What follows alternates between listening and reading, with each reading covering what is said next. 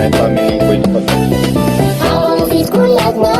نهمنا وحدت بجو حزبنا عبدك أبسطت عقل صدقنا كان خالد فلتت كانت يدينا نوران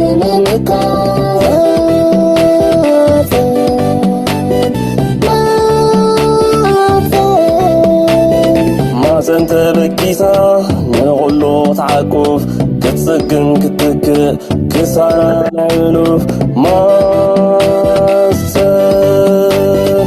سنت بكيسا نغلو تعقوف بخلتو كله قصاته كمنا يا دماته نغلو تترنا كتاتح بايتا ولدونا أمازن الصادق حلنا نكتو أمازن نكتو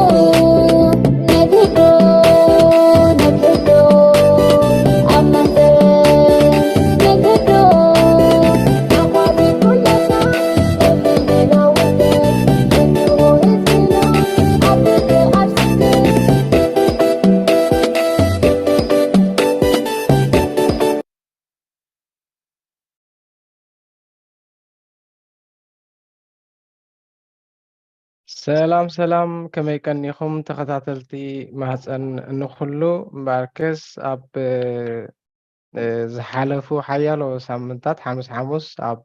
መርዓ ቅድመ መርዓ ዕርክነት ሌላ ዝብል ንሓያሎ መዓልታት ክነቕርበልኩም ቀኒና ኢና ሎሚ ከዓ መቐፀልትኡ ከምኡውን ዝያዳ ዝዝም ኣቢልና ካብ ፍቅሪ ጀሚርካ ክሳብቲ ናይ መጨረሻ ብሞያውያን ማለት እዩ ቀፃልነቱ ሎሚ ከምኡ ክነቕርበልኩም ኢና ምስ ኣሕዋትና ዶክተር ሳምሶን ማእከለይ ከምኡውን ኣቶ ክብራብ ይመስገን ሒዝና ምኽሪ ሞያዊ ወይ ድማ ብሞያ ምኽሪ ኣብ ቅድመ መርዓ ማዕረ ክንደይ ኣገዳስነቱ ዝብል ሒዝናልኩም ቀሪብና ኣለና ምክትታልኩም ደጊምና ንዕድም يغنيلين كله كسمع زغني ويون أقدس رزقني أبشير مقبارك تحقق أمش أرشا وأمونجون مسألة النار إنا نتجزير إنا زلكم حتى كم وثرو ناي تليفون كسري أو كن لتفلكم ناخد حتى يكالي نو تقبلوا زستناقد ألنا سلزي دقيمة إنكو عاد حن مسأخم يبل أنا بأجايش كحلفكم إيه دكتور سامسون እንኳዕ ደሓን መፅኻ ሓያሎ ሳምንታት ዝተፈላለዩ ምኽርታት መንእሰያት ፅቡቕ ሓታር ፅቡቕ ህይወት ቅኑዕ ዝኾነ ናብራ ንኽነብሩ ዝተፈላለየ ብዓቕምና ክነቕርብ ቀኒና ኢና ሎሚ ከዓ ጠቕልል ኣቢልና ነቲ ኣገዳስነቱ ኣቐዲምካ ክንኣትዎ ዝግባአና ናብ ሓዳር ምእታና ኣገዳስነቱ ምኽሪ ክትቡና ሒዝና መፂና ኣለና ስለዚ ቁርብ ድሕረ ባይታ ወይ ካልእ ትብሎ ክገትፈልካ እሞ እንኳዕ ደሓን መፅኻ دكتور يغني الله قابت زحلف زجبركم مخلوط خطاتي لي الله بتعمل قداسي استقل على حسابات زمان كلاينيرو لو مخاني سبوق زخلونا تستقبل انت تصل خلينا نسلم حراي قرم حراي مو كم مجمري كابتن قداميت وي فلاميت حتى إلى حاسب هذا اللي هو بس بترجم مرعى وي حذر كنجمر وي مرعان تاي مالتيو حفشة ومبرهي ومأتوي قبلنا دكتور هو عادة مجمرة خطأ سزدلي مرعى ببحلي بهايمانوت أجن كالو كنتاس حبرة السبن زي صلونا قريب نابنت مرعى حدا خون خلي بقال حورة السبات عبد حورة السبات كا حدا سبعي نخلتان استخون خلي كلتان السنة حدا سبعي زلو بحلون الله زي ناي same sex marriage وي ناي gay ناي lesbian عينت نبلو نقارون الله ناي قلقلة ناي حق زماء كلي مرعون الله مالتي نابنت بزح جزي ناب حدا مدحر ساني حكا حدار جبر عايز جبر بزي قدس قالها هجرات كم سب حدار جيران يقطر خاين أزي كم حدا مثل علينا تبي عميته بحفش شاقن مرعان تاي مالتي يكون بالكلنا مرعى مالت نخلت تتعمدي ብሕጋዊ ማሕበራዊ መስርሕ ከም ሰብኣይን ሰበይትን ወይ ድማ ከም ተፃመድቲ በዚ ሕጂ ዘሎ ፀዋውዓ ማለት እዩ ብወግዒ ኣብ ሓዳር ዝጠምር ኪዳን ወይ ኮንትራት ክንብሎ ንኽእል ማለት እዩ ስለዚ ብሃይማኖታዊ ብሕጋዊ ዓይኒ ወይ በቲ ካልእ ነገራት ክረአ ይኽእል ግን ኣብ መጨረሽታ ንኽልተ ሰብኣይን ሰበይትን ወይ ንኽልተ እኹላት ኣመ ኣዳም ዝበፅሑ ሰባት ኣብ ሓዳር ዝጠምር መስርሕ እዩ ብጣዕሚ ፅቡቅ ሕራይ ሓው ክብሪ ኣብ እውን መፂሎ መስለኒ እንኳዕ ድሓን መፃኻ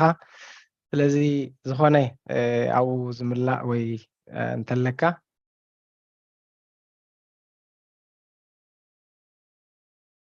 ኦኬ ድሓን ሚቲኻ ዘለካ ምናልባት ትዛረብ እንተለካ ፅቡቅ ከምዚ ክትከታተሉ ዝቐነኻ ዶክተር ብዛዕባ ዕርክነት ሌላ ገለ ብዙሕ ክንዛረብ ቀኒና ኢና ከም መንእሰይ ኮንና ማለት እዩ ፅዕፅዕ ኩናት ይቐኒና ማለት እዩ ከም ዝባ ክንበሃል ቀሊና ደስ ዝብለካ ማለት እዩ ምናልባት ክብሪ ኣብ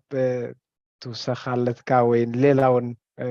ከይሸገርኩ ፅቡቅ ነይሩ እንድሕር ተዳሊኻ ኮንካ እንኳዕ ድሓን መፃኻ እንኳዕ ድሓን ፀናሕኩም ሶሪ ኣቴሲ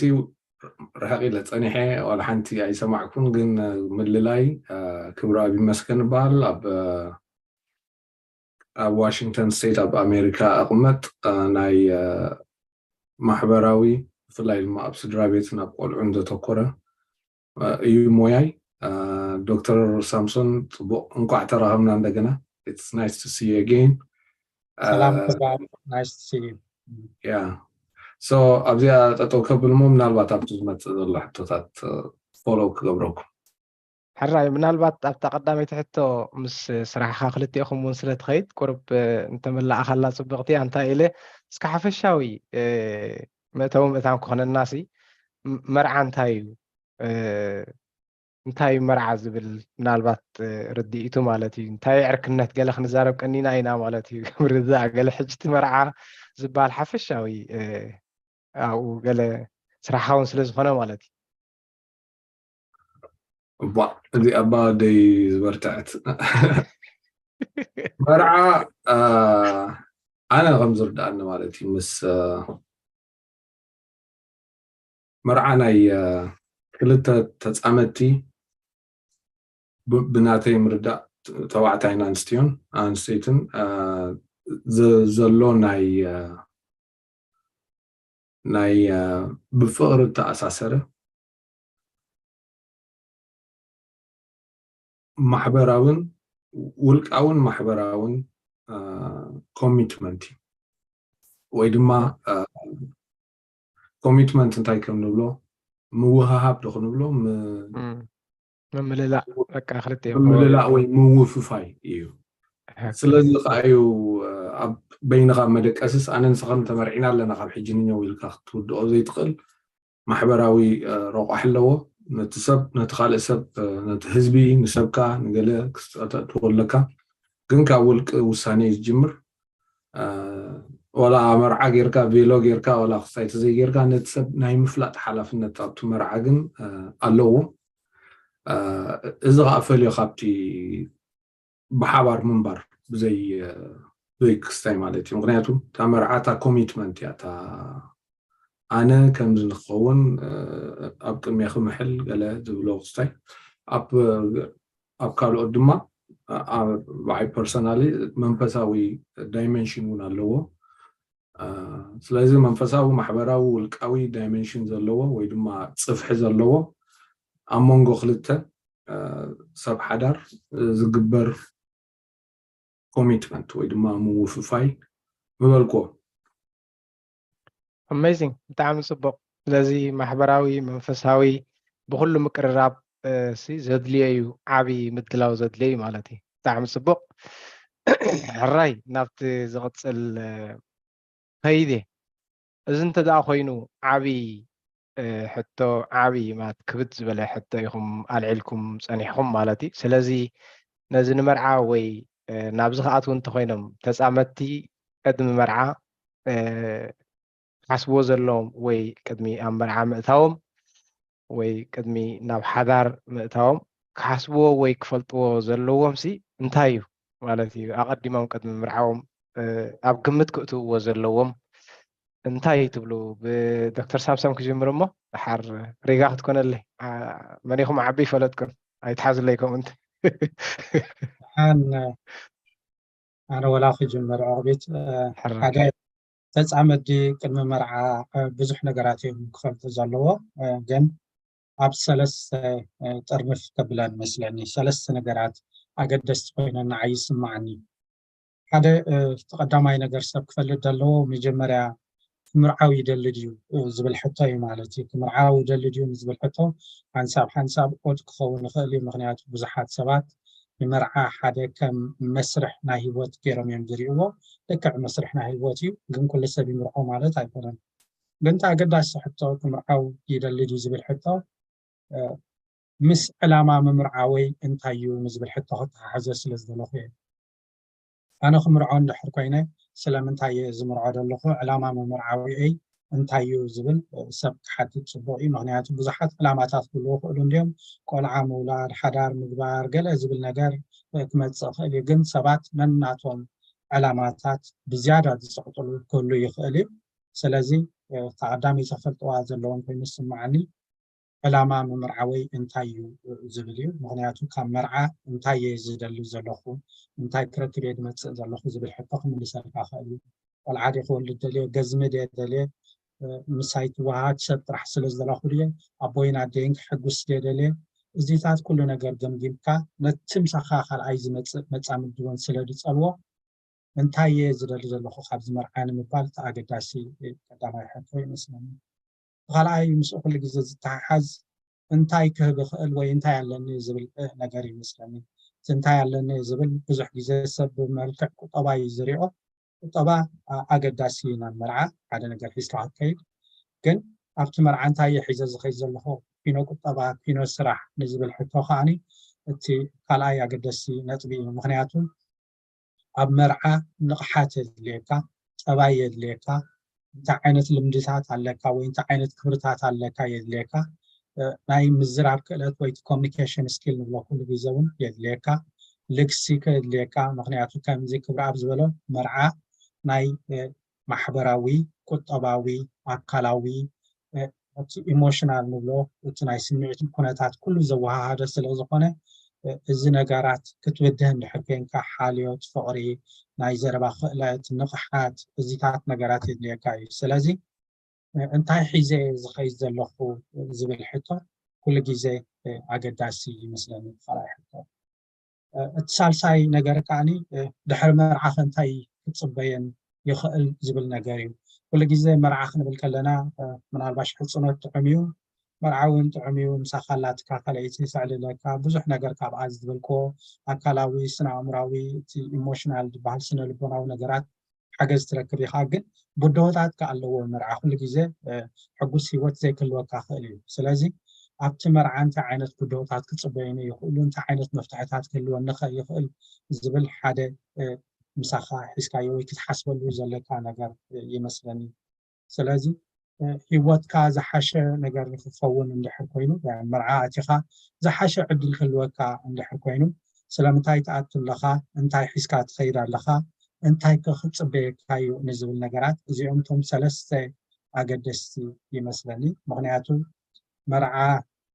كوميتمنتي كم ذكر أبز بلو أم مرعا اختات لخا زابير فايدو ولا عند عريبك انت توحدة يعني أساسا شو من تعمل كسابت ولا عزعبي أرتحدارتي أنت بقى هذه أنت بتزاوري كوميتمنت عليك مالك سلازي بزح نجار تسفلت عليك بزو حاجة خاني زوم ثلاث نجارات أبدي متفقت لك هذه بدي أتعلم. Thank you. تعمل صبق تفراب. دكتور صبق يرو شفين ويزلو درجة كله تودي قنت حانتي كمل على بتاع دكتور زبالاتي انتاي حيزة ما تسألوه إننا نحسب كلنا باتي بجنزب ويدما ببقعات بعقمي ترايزي كونس تساكيمنا هنا أتو عافش ما فيش قال خمزي باجيج زبلو زبزح مرعاتاتنا بمطلعتي سايكم دغبرو زفشل اقدمو انتاي حيسكات متكم زلخا انتاي ابت تاريخ تاريخ استتحاز مستسمعتاوي هيوت استتحاز مس تروما ديو مس سنامراو بسلا ديو وينا يتعبابيا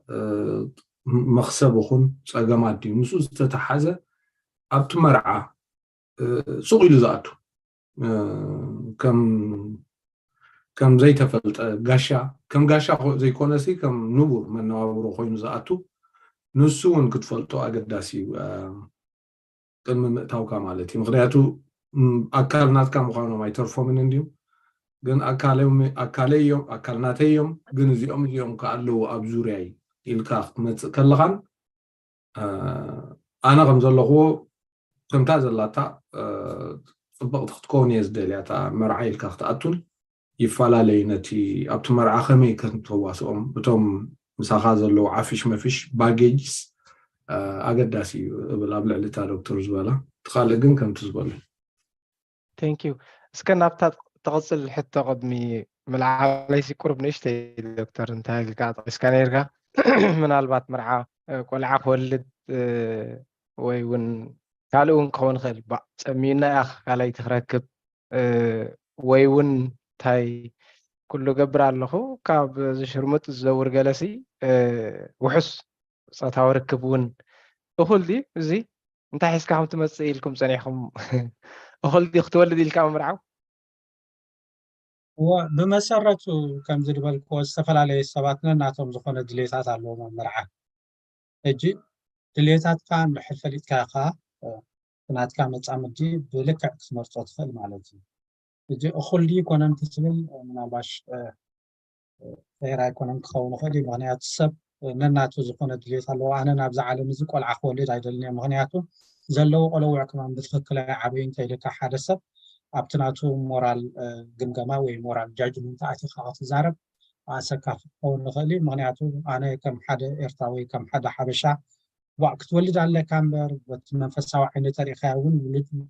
وهبت اغزابير يسلازبلو بخوم عينت كريو خلخوني نخالد سبقل وانا ولا عاد بحالا لاني كلبي حدا غيرس لم تايمز زي كون شاز بحال كبلكا يخلي بزحات كوب جبلو بحاجه علونا معناته اجي اين هي تقول اين يكون تاقداس سوقين يسمعنا معي تاي تاقداس ግን ብልክዕ ትደልዮ ነገር እንድሕር ፈሊጥካ ነቲ ትመርፆ ዘለካ መፃምድ ድኻ ብልክዕ እንድሕር ነጌርካዮ ክብራብ ክብሎ ፀንሐ ብዙሕ ዓፈሸ መፊሽ እስካ ክትመፅእ ምክንያቱ ኣነ ገፅ ቆልዓ ክበሃላይ ክርኢ ኣይደሊን እንዳበልካ ብውሽጥኻ ታምሳኻ መፃምድ ድኻ ከኣነ ቆልዓ ትብህግ እንድሕር ኮይና እዚ ሓዳር እዚ ወይ ዝመርዓ እዚ ከይተበገሰ መይትሎ ማለት እዩ እጂ ብመሰረቱ እንታይ እዩ ሰባት ነናቶም ምርጫ ክልዎም ይኽእል እዩ ግን እቲ ናቶም ምርጫታት بتخكل على اليوم نتي زمرت وسب بتخكل كنغروان نحكي له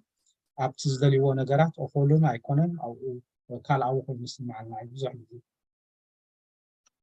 صبق من البات تبرابون تويلوا نيرو اذا عفش ما فيش ويون مساحه حسكايت صنعها والفخون خيل قال قالت تثبيت قال خون خيل استفلاليه مالتي መቸም ስቕልካ መርዓ የለና ብዘበና ቁርብ ይላለዩ እዮም ገለ ማለት እዩ ኣትሊስት ማለት እዩ ንሱ እኹል ድዩ እንታይ ኢኻ ትገብሮም ምሳኻ ፅንሓ ዓፈሽ ትድርብዮ ማለት ድዩ ሮማይ ክትምርዐ እንድሕር ደኣ ኮንካ ወይስ ከምዚ ዶክተር ሳምሶን ዝበሎ እንተሓቢርካ እኹል እዩ ናባይደ ምስ ቀዲሙ ዶክተር ዝበላታ ንመርዓ ካብ ሱቕ ኢለ ፍቆዱ ሳይ ዝገብር ሲ ክወልድ ክምርዖ ከምታ ዶክተር ዝበላ ሓንቲ ሽቶ ክትኮን ትኽእል እያ ኩላታ ሽቶ ንመርዓ ክትኮን ግን ከምዚ ዶክተር እውን ዝበሎ ኣቀዲሙ እታ መፃምቲ ወይ ድማ እቲ መፃምቲ ንዓ ጥራይ ኢሉ ዝተመርዓወት ዘይኮይኑ ማለት እዩ ምንታይ ኢኻ ትሪት ትገብሮ ነቲ ሰብ ከም ሓደ ናይ ሪፕሮዳክሽን ኦብጀክት ወይ ድማ ናይ መፍረ ናይ መፍረ ንብረት ጥራይ ጌርካ ክትሪኦ ካብ ሰብነቱ ተጉድሎ ኣለኻ ወይ ካብ ሰብነታ ተጉድላ ኣለኻ ማለት እዩ ሽዑ ከም ገለ ኣምላኽ ተዘይሂቡ ውላድ ተዘይተወሊዱ تمرعتي اوتوماتيكال خصك كوني مالتي وي دوما تفتو تدلي عينت قلعه زي تملي ازيتات بمولو نتي مرعى كم تكال واقو يقدلوي بمسرته مرعى خلق ابنا انا زبلو مسب تتصامت كم دلو لك كما خازو خونه سب كما خازو خونه سب كما خازو خونه سب بواقو بديغنيتيو بخبرته بتمصاء حلمتاتو دليتاتو نخلو معره بزخونه مداي تاطو خم زلخ انت زي فليتكا من مزبال ناي سلطان وي دما ناي دليتات انت الله خوينو ناب قلقلتي يخود حراي قلعه كله دكا الخون جن اتز الحدار سلا زي ما منالبات حدار بونو خبت تخلي قوني مالتي زي ايلا نبتا غالي تحطوها زبالكا تعافيش ما فيش سنتاينا نقولوا وقت مرعى اكلنا عندي اكل ستاينا عندي جن عافيش ما فيش حبيبك ابتغزاخت اتون عافيش ما فيش الله انا مو زين ابيك اما تخمي غيرنا خنتقملن نخل نالبات ابتغزاخ خمينه تملكع صبقو ወይ ድማ ከመይ خفኦ ተኮይነን ከንታይና ክንገብር ዘለና ኣብ ከመይ ኩነታት እየን ዘን ዓፍሽ መፊሸይ መፅን ኣብዛ ሓዳርና መፅን ክስታይ ዝገብራኒ ነቲ ናይ ብሓባር ክንምስርቶ ንደሊ ዘለና ቤት እንታይ ኣበርክቶ ኣሉታዊ ይኹን ኣዎንታዊ ኣበርክቶ ኢልካ ክትዘራረበለን ከለኻ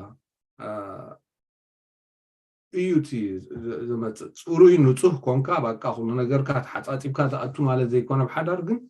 ዓፍሽ መፍሽካ ተላሊኻ እንተ ኣመጺኻ ሽዑ ከተማ ሓድሮ ትኽእል ኢኻ ከተማ ሓድሮ ተዘይኪልካ ድማ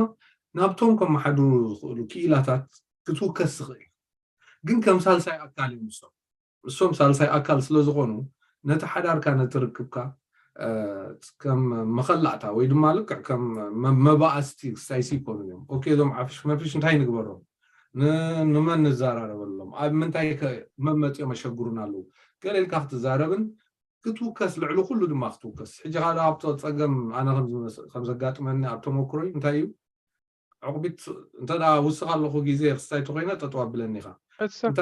صبغ الله اوكي هذا خبط تقمنا نتايو أب فلان من حبشة حدار عفن نبينا ينصنح نيشتي نقدر تكون تخيل جن نيشتي كوسلم مش تخدنا تشوفنا على حرائق حسب قرصك تكون تخيل يا مالتي مخنياتهم تايكوين يسمعنا أبقى جزانا داينا نساق أمبر بيننا نساق زلنا هنا خوين يسمعنا نخالق كنا قرسي بقى نوري لسلخ ستايز جبر أبو وشتنا نساق مشعو جانجرين كوينو مس كإلا غصاب وقررت كسب جدل مسبات حشعوها أتم صوت أنا بقى إلنا خستين قبل حجي السو حدا خبط ساق إلنا نجاري خبط خستين السو دم غم تايز ما تعافش ما فيشنا أتعالى لي أو ما قدمنا صلا زي تزارار من الله صلا زي تسامعنا لهم مسمات وشعو ورق تبل كم يجير كم مقبري شعونا بزقد خستين خون مالتي سلازي كتاليوم عليك يوم نمر عقد أتم على زي كوننا نايقد توم كتاليوم تدخل تاليوم يخاجن كتم حدرو كتسامع معلم كم يجير كاخمت اليوم بدحريهم مسماتو مو كاب قطر كاوت خون وخمسلو كله دما حاجز مع استدليلهم زخلو اقدم كاخت زارار ولهم تبو كوين سمعني ويل سيد بتعم تبق ازيو قنعك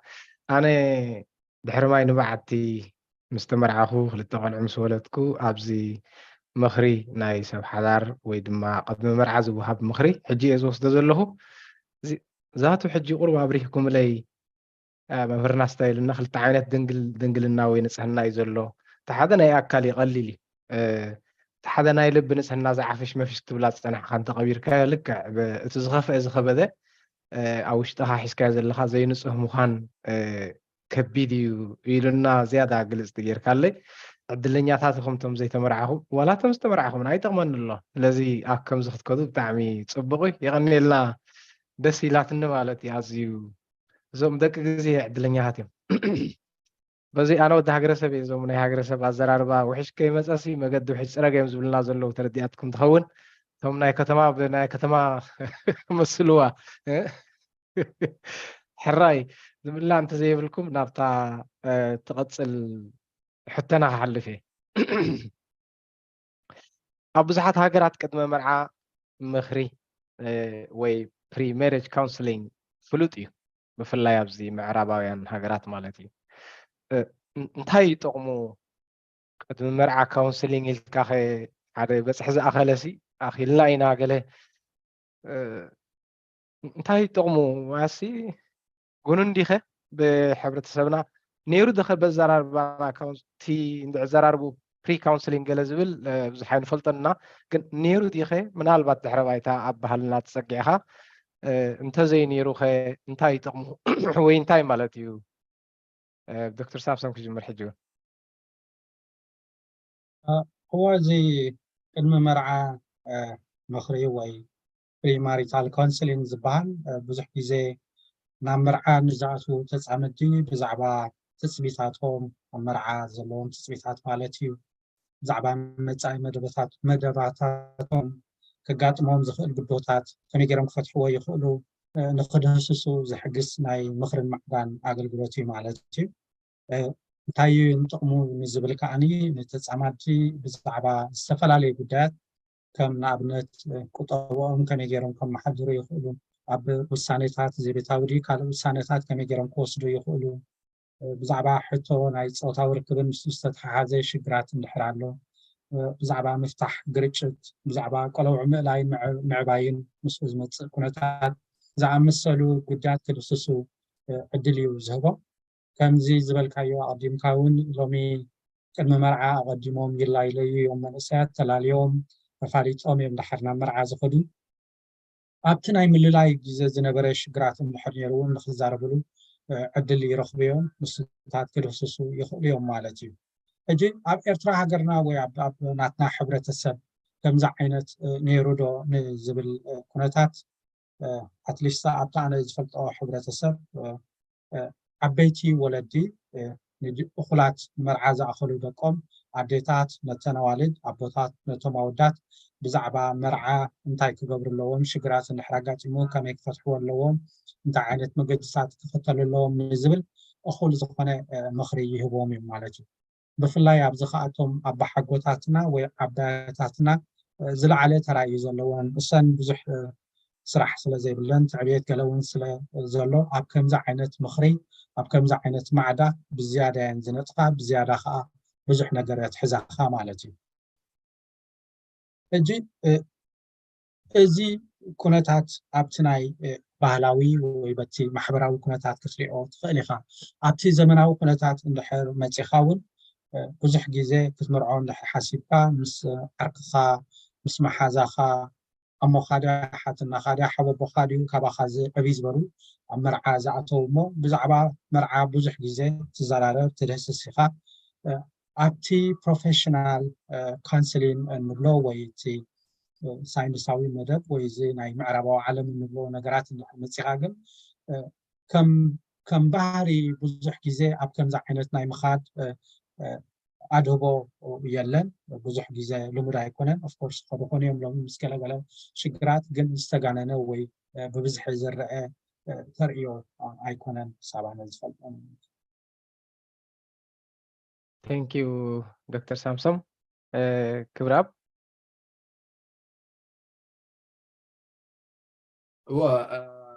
መቸም ኩላትና ሰሚዕና ኣለና ፍቅሪ ዕውር ክበሃል ሓቂ ኩላትና እውን ኣጋጢሙና ኣሎ ምክንያቱ እቲ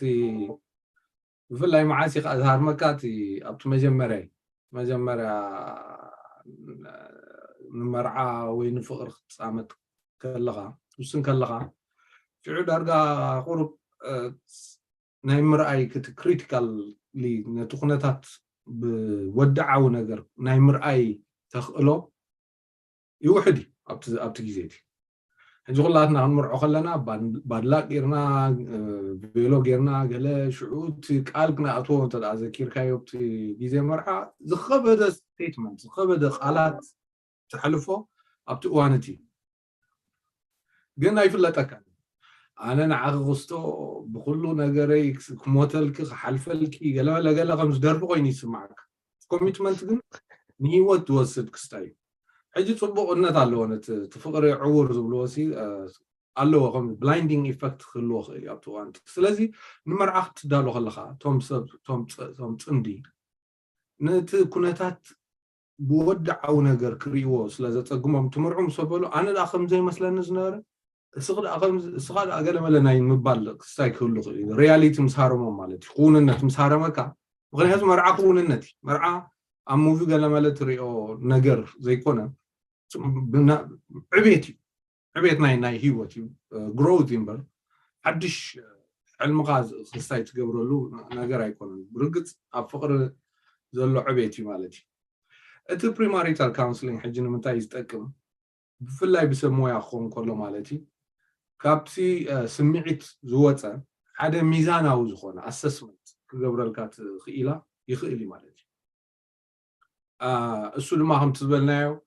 እቶም ሓቢእካ እዮም ክትኣቱ ዝደለኻ ወይ እውን ዘይተፈለጡ ቃል ሓንቲ ክስታይ ዝደለኻ ዓፍሽ መፊሽ ገለመለ ኣላልዮም ኣብ ከምዝን ክዕየ ዝግብኦ ነገር ኣሎ ሕጂ ናይ ግድን ከምቲ ዝበልናዮ ብሙሉእ ስራሕ ወዲእካ ተኣቱ ማለት ዘይኮነ ግን ክልተ ነገር እዩ ሓደ ኣብ ምንታይ ኣሎቲ ናይቲ መርዓ እቶም ሶፍት ስፖትስ ወይ ድማ እቶም ረቀቕቲ ስፍራታት ኣበዮም እንተደኣ ፈሊጥካዮም ካልኣይ ድማ እንታይ ቱል ቦክስ ወይ ድማ እንታይ ናውቲ ሒዝካ ክትኣቱ ትኽእል ኩሉ ነገር ክፍታሕ ዘይኮንስ ግን እንታይ ነቲ ሓዳር ዝጠቕመካ ናውቲ እንታይ ክኸውን ይኽእል ካልኣይ ሳልሳይ ድማ ፀገም ምስ ኣጋጠመ ኣበየናይ ጋራጅ ክትከይድ ትኽእል ኣበየናይ እንታይ ሓገዝ ክትደሊ ትኽእል ነዞም ሰለስተ እዚኦም የዳልውካ እዮም ፕሪማሪታል ካውንስሊንግ ሽዑኡ ኣብ መፅናዕቲ እውን እዚ ነገር ንእሽተይ መፅናዕቲ ገይረ ነይረ እቶም ፕሪ ማሪታል ካውንስሊንግ ወይ ድማ ቅድሚ መርዓ ምክሪ ወይ ማዕዳ ደልዮም ዝረኸቡ ብሞያዊ ስታይ ዝረኸቡ ኣብ መርዓ ናይ ምፅናሕ ዕድሎም ዝነውሐ ጥራይ ዘይኮነ ፀገም ምስ ኣጋጠሞም ገለ ነገር ክፍታሕ ዘለዎ ሽግር ምስ ኣድልዮም ድማ ቀልጢፎም ሓገዝ ናይ ምፅዋዕ ዕድሎም ዝለዓለ እዩ ዝኸውን ስለዚ ነቲ መርዓሲ ንነዊሕ ከቐፅልዎን ናብ ዓወት ከብፅሕዎን ተኽእሎም ብዛዕሚ ዝዓበየ እንተደኣ ተዓሚትካ ኣቲኻ ግን ሽዑር ሪያሊቲ ወይ ድማ ኩንነት ምስ ሃረመካ ትስምት ማለት እዩ ስምብት ጥራይ ዘይኮነ ከመይ ጌርካ ክትፈትሖ ከም ትኽእል ኣይትፈልጥን ናብ መን ከም ትኸይድ ኣይትፈልጥን ማለት እዩ ወላ ተን ቀዳ ፒንሳ ደን ገለመለ ዝበሃላ ተን ቱል ቦክስ ናውቱን ስለዘይብልካ ሓንቲ ንእሽተይ ነገር ኣዝያ ክትዓርግ ትኽእል እያ ናብ ዝኾነ ነገር ስለዚ ኣነ ብዘይ መጠነ ዝረከመንድ ዝገብሮ ወይ ድማ ዝምሕፀን ብፍላይ ኣብ ስደት ከለና ከምቲ ዶክተር ዝበሎ ኣብ ዓዲ ከለካ ስኳ ኣያ ኣለካ ሓቦ ኣለካ ኣደላትኪ ኣለካ እቲ ማሕበራዊ ምትእስሳርሲ ክስታይ ሓይሊ ኣለዎ ኣብ ስደት ግን ብፍላይ ብኽኢላ ዝተመዝነ ኣለዎ ቱልስ ኣሎ ኣሰስመንት ቱልስ ኣሎ እቲ ምክራዊ ክስታይ ኣብ መወዳእታ ድማ ምናልባት ኣብ ገገሊ ኣነ ዘጋጠሙን ኣለዉ እቲ ኣሰስመንት ምስ ገበርናዮ ምናልባት ብሓደ ክንምርዖ ንኽእል ቫሊ ሲስተም ወይ ድማ ክብርታት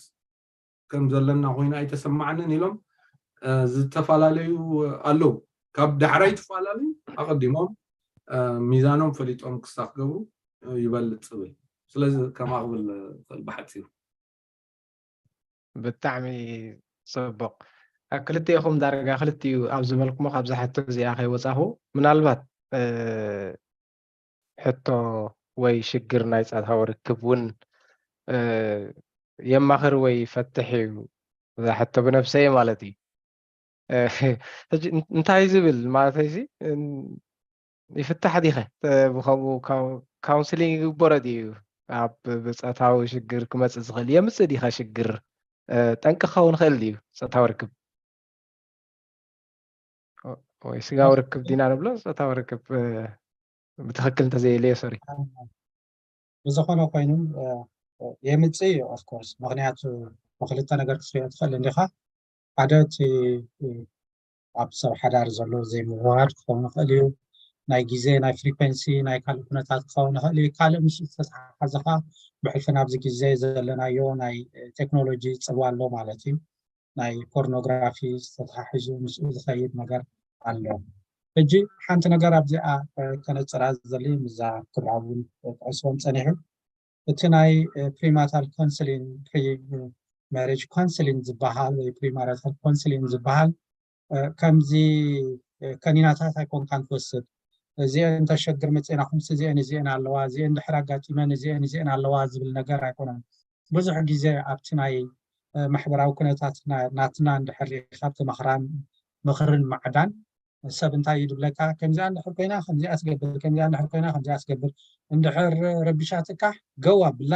ከምዚ እንድሕር ኮይና ኣባርርዮ ገለ ከምዚ ዓይነት ዝብል ዓይነት ምኽርታት ይድመፀካ ብተፈላለየ ማለት እዩ ከም ኣብነት ዘልዕሎ ዘለዎ ኣብቲ ካውንስሊንግ ኩሉ ግዜ ግን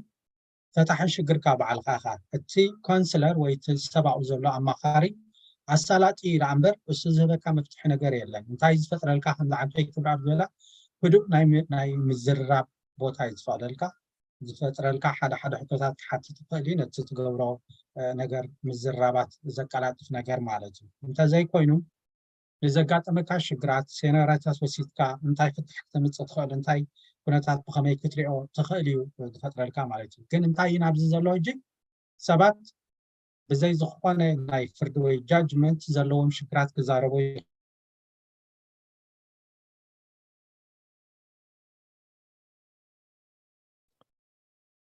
ኮኔክሽን ወፅያት ተመስለኒ ዶክተር ኦኬ ክብራ ኣብድሓን ክትቅፅላ ትኽእልካ ክሳብ ዝምለስ መፅናዕቲ እውን ገይረልካ ዶክተር ምስ መፀ ክምለስ ክእል ነቒፁ ኣሎ መፅናዕቲ እውን ኣካይድካ ኢኻ እስከ ሓደ ብፀታዊ ርክብ ወይ ስጋዊ ርክብ ጠንቂ ዝኾነሉ ገለ ኣብ መፅናዕትካ ረኺብካ ዶ ካልኣይ ቁጠባ ተራ ኣለዎ ዶ ማሲ ምስ ሕጂ ኩነታትና ብፍላይ ኣብ ደገ ንነብር ዘለና ማለት እዩ ቁርብ ኣብኡ ወይ ንኽልቲኦም መልሶም እቲ ቁጠባት ፋይናንስ መጀመርያ ሓደ ካብቶም ቀዳሞት ጠንቅታት ካብቶም ኣብ ብዙሕ መፅናዕትታት እንተዳሪኸ ቀዳማይ ጠንቂ ናይ ግርጭት ኣብ ሓዳር ናይ ቁጠባ እዩ ድኽነትን ሃብትን ዘይኮነሲ ኣተሓሕዛት ቁጠባ ማለት እዩ ስለዚ ናይ ቁጠባ ብርግፅ ብዙሕ ክትዛረብ ትኽእል ኢኻ እታ ካልኣይቲ ኣብ ስነ ኣብ ፆታዊ ርክብ ቋንቋ እኳ እዩ ሓደ ካብቲ ሞስት ሰንሲቲቭ ኣዝዩ ተሃዋሲ ቋንቋ ሜላ መግለፂ ፍቕሪ እዩ ስለዚ ኣብቲ ኣገላልፃ ፍቕርና ብፆታዊ ርክብ እንተደኣ ተባዳዲልና ካብ ኩሉ ዘሕዝን እንታይ እዩ ናይ ፆታዊ ርክብ ሽግር ዳሕራይ ዝርከብ ሽግር እዩ ሰብ ክቐብሮ እዩ ዝደሊ ናይ እምብዛ ኢንቲሜት ዝኾነ ነገር ስለ ዝኾነ ኣብ ዝርዝር ክኣቱ ስለ ዘይክእል ነውሪነቱ ገለመለገለ እውን ስለ ኢሉ ክስታይ ስለ ዝግለፅ ብፍላይ ኣብ ገለ ባህልታት ብዛዕባኡ ክትዛረቡን ፍቓድ ዳርጋ እውን ስለዘየለ ዳርጋ እቲ መወዳእታ ዝትንከብ ኣርእስቲ እቲ ቀዳማይ ዘጥቅዕ መቑሰልቲ ግን እዩ ቀዳማይ ሓደ ካብቶም ቀዳሞት ረቋሕታት ክነሱሲ መወዳእታ ትዛረበሉ ውሳይ ኣብ ካውንስሊንግ ኣብ ምኽሪ ዳርጋ ብዛዕባ ፆታዊ ርክብ ኣምፂኦም ክዛረቡ ዝደልዩ ሰብ ሓዳርሲ ኣዝዮም ሒደት እዩ ክሳብ ክንደይ ኣገዳስነቱ ብቲ ሓዳር ተይልካኒ ግን ዕዙዝ እዩ ሕጂ እሱ እቲ ትሪክ ዝገብሮ ናይ ፆታዊ ርክብ እምበር ፆታዊ ርክብ ኣብ ሓዳር መግለፂ ናይ ፍቕሪ እዩ ብዙሓት ሰባት ላቭ ሜኪንግ ብሎ እዮም ንሴክስ ብሴክስ ትሰርሖ ፍቕሪ የለን ብሴክስ ትገልፆ ፍቕሪ ግን ኣሎ ስለዚ ከመይ ጌርካ ፍቕሪ ትገልፀላ ንሰበይትካ ከመይ ጌርኪ ንሰብኣይኪ ፍቕሪ ክትገልፅሉ እታ ቋንቋ ኣብታ መደቀሲያ ዘላ ማለት እዩ ስለዚ ኣብኣ ከመይ ጌርካ ትዋሳእ ከመይ ጌርካ ብሓልዮት ብፍቕሪ ብምትሕልላይ ብልዝብ ከመይ ጌርካ ተዓዮ ኣገዳሲ እዩ ዓቢ ረቋሒ ኸ እዩ ኣብቲ ሓዳር ማለት እዩ ዋው amazing قدمنا بدكتور مملاسنا قاعد حن مسخا دكتور ابا خلهو كوسخا بزاخ تبلا صنحها كبراب أشجاري بلك عقليس كايو كم أخت مكركت كيت راح كتحسبوا راح سي أشجاريو بعلها مفتاح تحيش بعلها أينشتاين مخان تحيش تبهيلو مليس كي أخاش شنكركر تبلا حق هايها جن دفري لن تمسي وين تمسي ناسي تخت مخور خلهم يحن خديو كم زحنا تفلطوا ودو نعبنت كم تصقموا كملس تقبروا ديهم تم كم كورز موصو مالتيو እንታይ ኢኹም ተተባብዑ ኣገዳሲ ኣብ ብዙሕ ነገር ሲ ኣይዝረብን እምበር ብዘይ መጠን ኣገዳሲ ይርዳእንልን ኣይውን ማለት እዩ ሕጂ ክኸዱ እውን ኣለዎም እዮም ቋንቋ ይኸኣልካዮ ማለት እዩ ቋንቋ ምዃኑ እኳ ኣይንፈልጥን ፀኒሕና ማለት እዩ ስለዚ ክትመኽሩ ከለኹም ሲ ይሕፍሮም ዶ ወይስ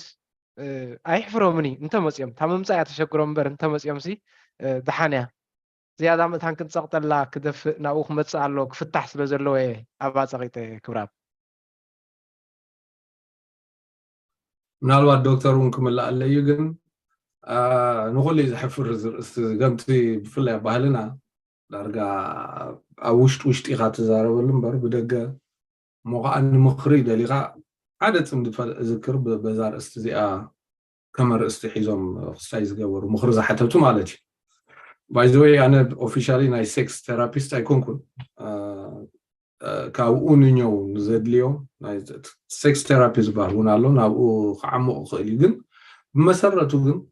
لزب አለዲ አመንጎቶም ሰብ ሓዳርሲ ምዝርራብ አለዲ ከምቲ ዝበልናዮ ቋንቋ ስለ ዝኾነ ከመይ ጌርካ ትጋላለፃ ዘለኻ ፍቅርካ ኣበየናይ ኩነታት እዩ ምቹእ ነቲ ንምግልላፅ ستيل كاب سلفيش ويدما خاب نعيد عمل نتراي ما أزم ترى أخونك ممليس كاس كتبادل تخلي خاح أبون أنا حباراوي ربح أنا حباراوي بليجر ويدما عقابت تدعت الله خاخون كاجن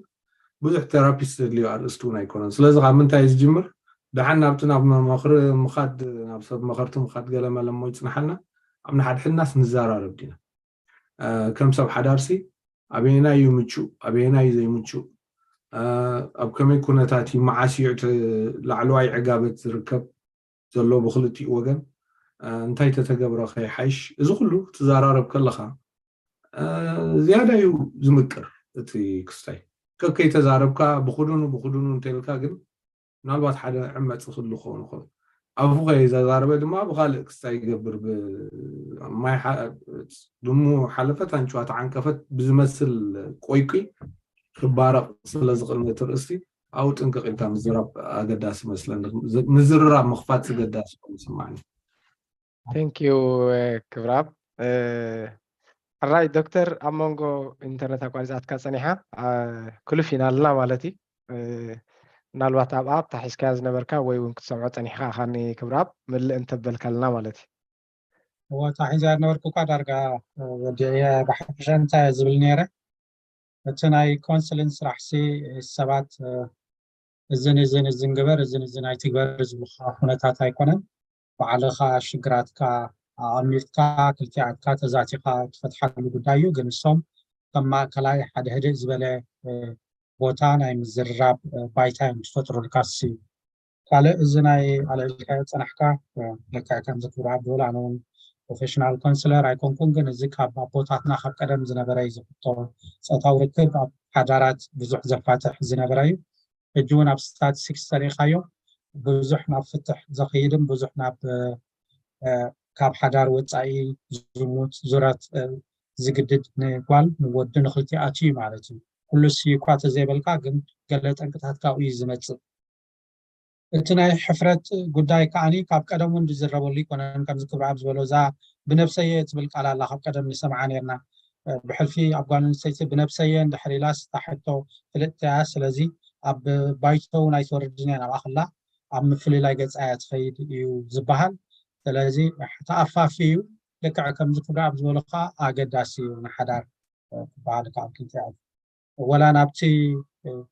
كونسلر ويا ما خرت تكرلو تزيكا الكا خلتي اتكا كوفيلكا تزاراربلو مجدغن كفتر يفعل جرم ሕብረተሰብና بفلاي عايشين كبراب مسجن أو صراحة ما يا خي مثلني درو الله مالتي حجي نت ሕብረተሰብنا بحافشاون دكتور بستفعل عليه مجدي يتفاعل كاي بلن عمنتها كونتاتكم زلوا مالتي زي مخري ناب مخري مياويان مخات قدمي مرعى زوتور دي حجي أب جزينا مالتي نحنا أب جزينا بكم إيرتراويان ويقلن ترينايو انت زي كوين خاي كم زوتور كهون وي كخيد انتاي خكبر زلو وي انتاي كنتابع نخيل مالتي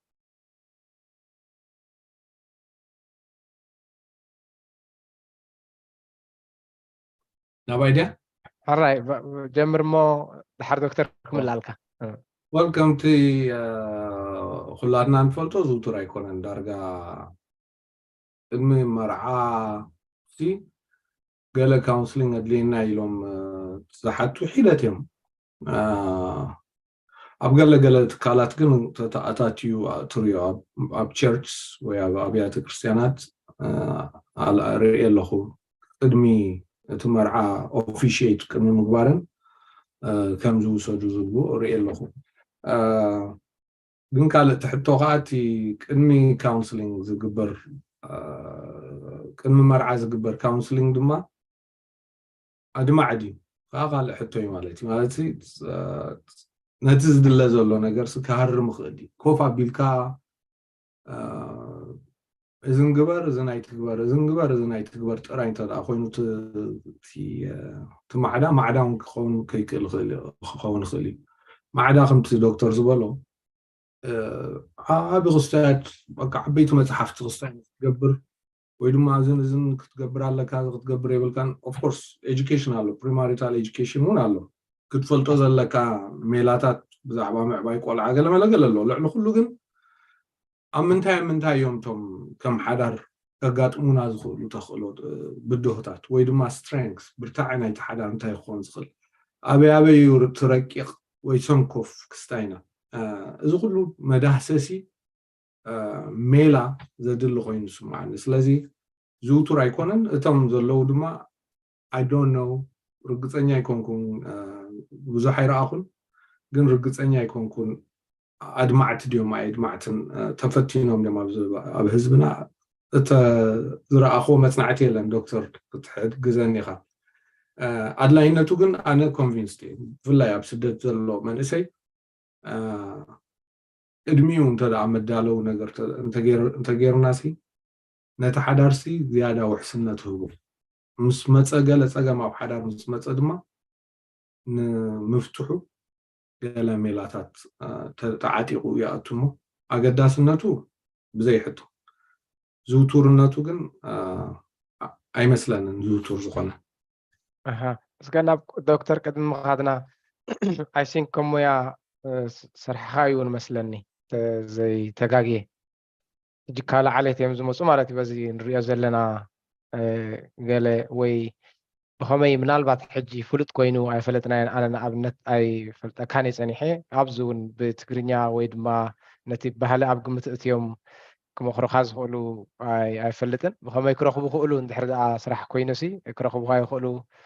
ክንደይ ክወስድ ንኣብነት ኖርማሊ ምኽሪ ደሊና ኣለና እንታይ ኣጋጥማ ይንፈልጥን ኢሎም ዝመፁስ ንውሓት ክንደይ ይወስደሎም ንክንደይ ዝውሃብቲ ምኽሪ ተፋትዮም ጥራሕ ዝመፁ it depends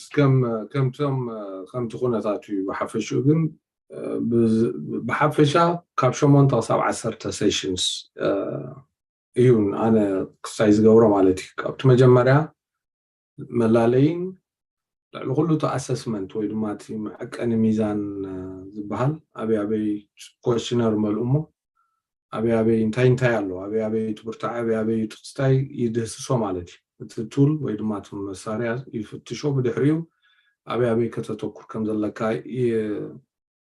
ይሕግዘካ ካብኣታቶም ዝወፀ ሓበሬታ እዩ ጥራይ ስትራክቸር እዩ ዝህቦም ሽዑ እተን ቀዳሞት ሰለስተ ኣትኩርና ኣብአን ክስታይ ንገብር ማለት እዩ ስለዚ ከመይ ትመስል ካብ 8 ክሳብ 10 ቢሉ ወስድ ኣብ ገገሊ ድማ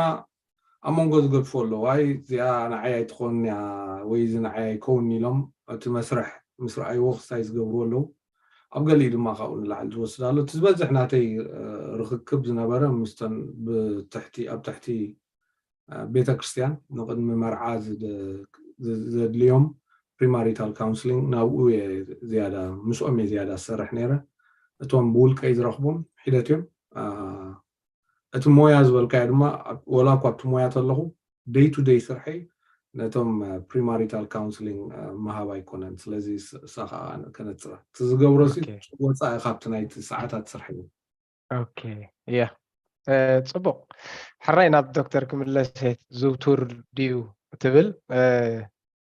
ምናልባት ተንኪፍዋ ፀኒሑ ክብራብ ማለት እዩ ወይ ኣዝዩ ኩሎም ዶ ልሙድ ክኸውን ክኸይድ እንታይ ትመክር ሓደ እቲ ካውንስሊንግ ቶም ፕሮፌሽናላት መብዛሕትኦም ናይ ምዕራብ ዓለም እዮም ክንደዮም ካብቲ ናትና ተዛረብቲ ቋንቋ ዘለዎም ብሕትና ብዘለናዮም ናይ ሶሻል ሚድያ ዘለዎ ናይ ቴክኖሎጂ ዘለዎ ክብራብ ኣብ ሓደ ቦታ ኮይኑ ስኒ እንድሕር ሰባት ብብዝሒ ተገዳስነት ዘለዎም ኮይኖም ኦንላይን ክህብ ይኽእል እዩ ማለት እዩ እጂ እቲ መሰረቱ ግን እንታይ እዩ እቲ ባህሊ ተራለዎ ናብ ሓዳር ኣብ ዝኾነ ናይ ግርጭት ኣፈታትሓን ናይ ካልኦት ባህሊ ተራለዎ እንጂ ብዓንቶይ ዘምፃካያ ነጥቢ ኣገዳሲታ ምስቲ ናትና ባህሊ ሓዊሱ ክርድኦም ዝኽእል ቋንቋ ብርእሲኡ ሃልዩ እዚ ኣወሃሂዱ ሓደ ናይ ካውንስሊንግ ዓይነት ሰርቪስ ወይ ኣገልግሎት ክህብ ዝኽእል ብብዝሒ ኣለና ዶ እቲ ሓደ ሕቶ እዩ እቲ ካልኣይ እውን እቲ ናትና ሕብረተሰብ ኣብ ካውንስለር ናይ ምኻድ ልምዲ ብዙሕ ኣይኮነን ብፍላይ ኣብ ካውንስለር ኣብ እዚ ናይ ሳይኮሎጂስት ናይ ገለ ምኻድ ከም ሓደ ሓሚምካ ዘለካ መክስሕከም ዝኽድካ ጌርና ኢና ንወስዶ ኦፍኮርስ ሓሚምካን ማለት ኣይኮነን ንሱ እውን ካልእ ርእሲ ዝኸኣለ ሕማም ክኸውን ይኽእል እዩ ግን ከምዚ ክነኣምነሉ ኣድሚት ክንገብሮ ኣይንደልና ብሕልፊ ናይ ሓዳር ነገር ከዓኒ ብዙሕ ግዜ ክትሪኦ ከለካ ከም ፕራይቬት ክትሓዝ ዘድሊ ተተኻኢሉስ ካብቲ ናትካ ቅርቢ ሰርክል እውን ክወፅእ ኣይደልዮን ኢኻ ኣብ ገለገለ እዋን እቲ ናትካ ቀረባ ቤተሰብ እውን ክትፈልጥ ኣይደልዮን ኢኻ እንተዘይተገዲድካ ውፅኢካ ማለት እዩ ሕጂ እዚ ኩሉ ኣብ ግምት ኮይኑ ግን ብቋንቋኡ ባህሉ ማእከል ዝገበረ ሰብ እንተዝጅመር እሞ ቀስ እንዳበለ ሰብ ከዓ እንዳፈለጠ ምመፀ ዝብል ርድኢት ኣለኒ እንተዘይኮይኑ ግን ናይ ባህል ለውጢ ዝገብር ቀሊል ኣይኮነን ግዜ ክወስድ ይኽእል እዩ ካልእ እቲ ካውንስሊንግ ኣገልግሎት እውን ንባዕሉ ኣንሕና ዓቃባውያን እና ምክንያቱ ባዕልካ ክትዛረብ ኣለካ ሽግራትካ ክትገልፅ ክትክእል ኣለካ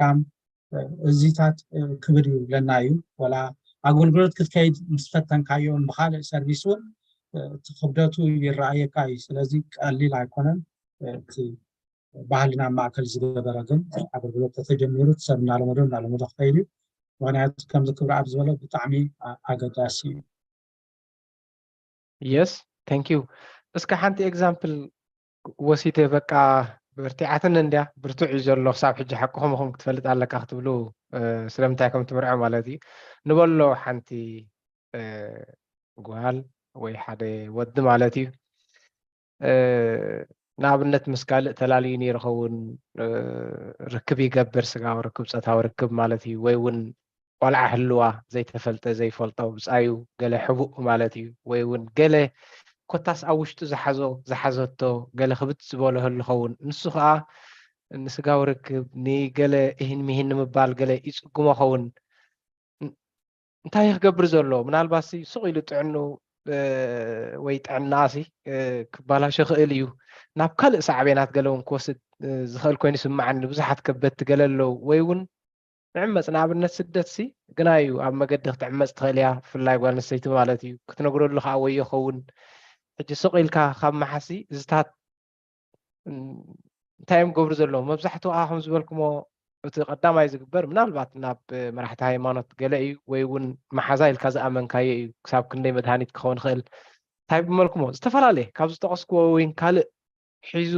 ረቢሽዎ ዘሎ ሱቕ ኢሉ ዝፍታሕ ድዩ ዓቕሊ ስለ ዝገበርካ ፀሎት ስለ ዝገበርካ ገለ እንታይ ምበልኩም ቁሩብ دكتور باخ جمر مو دحر أجتاي مثلك إيه. عقبت زيناي كونسلين أجلكلوت شجرات كان اختزاربلو عدل زبكات زعابي عدلناتو شجرات كان اختزاربلو مش شجرات كان استزارب كاشرو أمارات ساس تركب خليها مونزا شجر زياس انتاي مفتحت كتكون تخل كلك هالي نابنت كتر حدا زيا نابنت عميص حنت نبل مو مسخل يقوال نسيت خمس زبلكايو اجي اب حدا كونسلر كمزي له تعميص كيده اندحريلاتو ተኣማራፂታት እንታይ እዩ ዘሎ እቲ ናይ ጥዕና ናይ ገለ ጉዳይ እሱ ርዱእ እዩ ማለት እዩ ብዛዕባ ጥዕና እንታይ ክትገብር ኣለዋ ገለ ናይ ሕክምና ሕቶ እውን ስለ ዝኾነ ሕቶ ምስ በዓል ቤታ እንታይ ክትገብር ኣለዋ እንድሕር ኮይኑ ግን ኣማራፂታት እንታይ እዩ ማለት እዩ ክትነግሮ ኣማራፂ ኣሎ ነጊራቶ እንታይ ከም ዝብል ግምታት ትወስድ ትኽእል እያ ወይ ዝኾነ ይበል ኢላ ክትነግሮ ትኽእል እያ ክትሓብኦ ኣማራፂ ኣሎ ካልእ ንዓ መቕረባ ክትነግር ኣማራፂ ኣሎ ዝተፈላለዩ ኣማራፂታት ክህልዋ ክእል እዩ ማለት እዩ እጂ ነፍሲ ወከፍ ኣማራፂ ግን ካልኩሌት ክትገብሮ ትኽእል ኢኻ ቁፅሪ ሓደ እንድሕር ወሲድካ እንታይ እዩ ክመፅእ ዝኽእል ቁፅሪ ክልተ እንድሕር ወሲድካ እንታይ እዩ ክመፅእ ዝኽእል እንታይ ፅቡቅን እንታይ ሕማቕን ኣለዎ ኢልካ እንዳገምገምካ ክትከይድ ትኽእል ኢኻ እጂ እቲ ዝዓበየ ኩነታት ሽግራትካ ብዚ ነገርካዮ መጠን እንዳቐለልካ ይመፅእ ኣለዎ ዝተፈላለየ ናይ ኣማራፂ ናይ መፍትሒ ከዓ ረኺብካ ኣለካ እቲ ኮንስለር ግን እዚኣ እያ ዝሓሸት እዚኣ እያ ዝበለፀት እሞ እዚኣ ውሰደ ክብለካ ይክእልኒ ወይ ክብላ ይክእልኒ መፍትሒ እሳ እያ ትውስኖ ኣብ መጨረሽታ ማለት እዩ ثانك يو دكتور كبراب ዝኾነ ትምላእ ኣለትካ ተኸይና ማለት እዩ نو ዝምላእ ኣላ ይብለኝ ዶክተር ኢሉ ኣሎ ተን መኽሰብን መቑሰልትን ወይ መጉዳእትን ናይ ኩሉ ምርጫታት ሌይ ኣውት ምግባር ወይ ድማ ምዝርጋሕ እቲ ናይ ሕሳብ ክእለት ናይቲ ሰብ ድማ ምኽፋት እንዲቱ ደገ ናይቲ ካውንስሊንግ ካውንኛው ግን እዚኣ እያ እታ ዝበለፀት እዚኣ እያ እታ ዝኸፈአት ክትብልሲ ብሕጊ ዘሕትት ወይ ድማ ሓደ ክሪሚናል ዝኾነ ነገር ንርእስኻ ዝጎድእ ንኻልእ ዝጎድእ ተዘይኮይኑ ካብኡስ እሱስ ናይቲ ሰብ ውሳኔ እዩ ዝኾኑ ስለዚ ከከምቲ ውሳኔ እዩ ምክንያቱ ብቐሊሉ እዚ ይሓይሽ ክብለካ ክእል ክኾነ ግን እሱ ንዓይ ዝጥዕመኒ ክኸውን ይኽእል እዩ ነቲ ሰብ ኣብቲ ዘሎ ኩነታት እንታይ ዝሕሾ ግን ኣንፂፍካ ኢኻ ክተርእዮ ትኽእል ጥራይ ሕራይ የቐኒየለይ ብጣዕሚ ኣገዳሲ ዝኾነ ምኽሪ ኢኹም ትብና ዘለኹም ሕራይ ናብታ ዝቐፅል ሕቶ ክሓልፍ ብዙሓት ሰብ ሓዳር ኣብ ሓዳሮም ወይ ድማ ኣብ ቤቶም ዕግርግር ይኣትዎም እዩ ንሱ ጥራሕ ዘይኮነ እውን ኣብ ፍትሕ በፅሕ እዩ ኣብኡ ጥራሕ ዘይኮነ እውን ማህሰይቲ ከውርደላ ወይ ክተውርደሉ ይርአ ኣለውን ማለት እዩ እዚ ጠንቂ እንታይ እዩ መፍትሒኡ ኸ እንታይ ይመስለኩም ብዙሓት እየን ተን ሕቶታት ኣብኡ ከለዋ ማለት እዩ እንተሪእኹን ዶክተር ባእኻ ክጅምር ኣራይ ዕቑቤት ኣብ ክልተ እንድሕር ጠርኒፍናየን ምናልባሽ እቲ ኣብ ቤቶም ዝግበር ዘሎ ዕግርግር ወይ ዘይምርዳእ ካብ ምንታይ ዝመፀ እዩ ዝብል እታ ቀዳሚት ሕቶ መስለኒ ሕጂ ጠንቂ ዕግርግር ኣብ ሓደ ቤተሰብ ወይ ሓደ ሰብ ሓዳር ብዙሕ ክኸውን ይኽእል እዩ ግን ካብተን ዓንቲ ወይ ዝጠቐስናየን እንድሕር ሪኢኻ ምናልባሽ ዝተሓብአ ሓፈሽ መፈሽ ወይ ዘይተፈለጠ ልምድታት ነይሩ ክኸውን ይኽእል እዩ ናይ ምንዝርና ልምዲ ክኸውን ይኽእል እዩ ናይ ቁማር ልምዲ ክኸውን ይኽእል እዩ ናይ ካልእ ሃሰይቲ ጉዳያት ነቲ ሓዳር ልምድታት ክኸውን ይኽእል እዩ ሓደ እሱ ከም ኣብነት ክመፅእ ይኽእል እዩ ካልኣይ እቲ ናይ ንቕሓት ሕቶታት እዩ ናብቲ ሓዳር ተዳሊኻ ዲኻ ኣቲኻ እተን ዓንቲ ወይ ዝበልክወን እንታይ ኢኻ ደሊኻ መፂኻ እንታይ ኢኻ ሒዝካ መፂኻ እንታይ ኢኻ ትፅበ ዘለኻ ዝብል ነገራት እዚ እውን ብግቡእ ዘይምርዳእ ኣብቲ ሓዳር እንድሕር መፅዮም ከምዚ ዓንቲ ወይ ክብራ ኣብ ዝበላ ኣንታ ከምዚ ደኣ ደይመሰለኒ ደኣ ክበልዕ ክሰቲ ክድቅስ ዝተሰርሐለይ መግቢ ክበልዕ ዝተሰረረ ክዳን ክክደን እንዲ ሓሲበ እምበር ከምዚ ኢላ ክዳንካ ኣሳርዶ ትብለኒ መሲልኒ ዝብል ሰብ ኩሉ ክእል እዩ ስለዚ እንታይ ኢኻ ትፅበ ዘለኻ እንታይ ኢኻ ከዓ ክተበርክት ንዝብል እዚ እውን ሓደ ናቱ ክስታይ ክኸውን ይኽእል እዩ ሓደ ሽግር ክኸውን ይኽእል እዩ ኣብ ርእሲ ሕቶ ናይ ኮሚኒኬሽን ወይ ዘይ ምዝርራብ ዝብል እዚ ብዙሕ ግዜ ዝለዓል ነጥቢ እዩ ምክንያቱ ሰባት ኣብ ክንዲ ዝዘራርቡ ኣብ ስምዒት መፁ ትንበል እምቦ ፀርፊ ገለ ይውሰኾ ሕጂ ከይተረዳዳእካ ፋሕ ትብል ማለት እዩ ሓደ ካብቲ ዓበይቲ ጠንቂ እዩ ዝኩሉ ግዜ እቲ ምግርጫው ኣባታዊ ባህልን ኩሉ ግዜ ዝዓንተው ይበልክዎ እቲ መሰል ናይ ደቂ ኣንስትዮ ዝብል ሕቶውን ይመፅእ እዩ እስኪ ክትገብርለኪ ሰብኣይ ብደገ ዘምፅኦ ኩሉ ግዜ ናቱ በዓልቲ ቤቱ ኣብ ገዛ ስለ ዝሰርሕ ግን ወላ ሓንቲ ዘይብላ ገይሩ ክሪኣ ይኽእል እዩ እዚ ዓይነት ኣረኣእያ እውን ናይ ባዕሉ ዝኾነ ሓስያ ኣለዎ ናብቲ ሓዳር ማለት እዩ ካልእ ናይ ተፃመዲ ውሽጣዊ ወይ ውልቃዊ ሽግራት ክህሉ ይኽእል እዩ እቲ ናይ ውልቃዊ ሽግራት ከዓ ናብቲ ሓዳር ክንፀባረቕ ይኽእል እዩ ማለት እዩ ንኣብነት ኣብ ስራሕ ከይተሓጎስካ እንድሕር መፂኻ እቲ ናትካ ዘይሓጎስ ኣብ በዓልቲ ቤትካ ተምፅኦ ትኽእል ኢኻ ኣብኣ ክተንፀባርቆ ትኽእል ኢኻ ቁማር ትፃወት ኮይንካ ተበሊዕካ እንድሕር መፂኻ ኣብ ገዛ መፂኻ ምሳኻ ክትበኣስ ትኽእል ኢኻ ብዙሕ ምክንያታት ኣለዉ ማለት እዩ ሕቶ ፀታዊ ርክብ እውን ከምዚ ዓንቶ ዝበልናዮ ኣብዚ ዝጠቕለል እዩ ማለት እዩ እንታይ ሳዕቤን ኣለዎ እንድሕር ኢልካ ብዙሕ ሳዕቤን እዩ ዘሎ ሓደ እቲ ዝኸፍአ ኩሉ ግዜ ኣነ ዝብሎ ናብ ሓዳር ዘይሕጉስ ሂወት ምምራሕ ማለት እዩ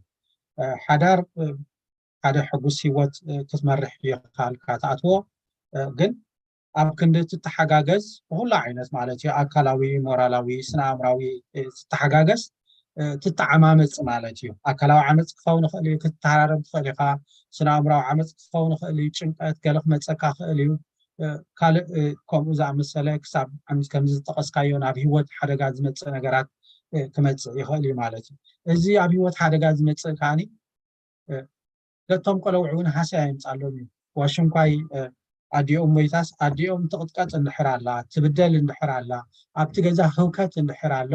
እንታይ ዓይነት ቆልዓ ክዓቢ ናብቲ ገዛ ዝብል እውን ሓደ ካብቲ ኣተሓሳሳቢ ኩነታት እዩ ምፍታሕ ከም ዓብ እኳ ተዘይኮነ ናብ ህውከት ዘለዎ ገዛ ምፍታሕ እውን ናይ ርእሱ ዝኸኣለ ሽግር የምፅእ ማለት እዩ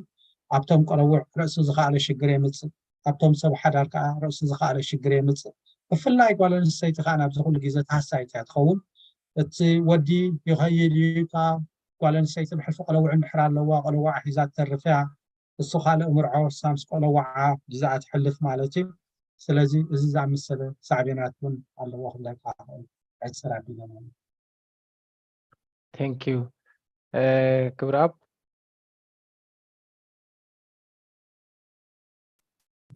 ዶክተር ሳምሶን በዚ ርእስቲ እዚ ዓሚቕ መፅናዕትታት ከም ዝገበረ ፈልጥ እየ ስለዚ ክትቅርበኒ ከዓ ክሓድገካ ኣብ ተንክታይ ዶክተር ኣብ ገለ መፅናዕቲ ርኢ ነይረ ኣብ ስደት ተራ ስደት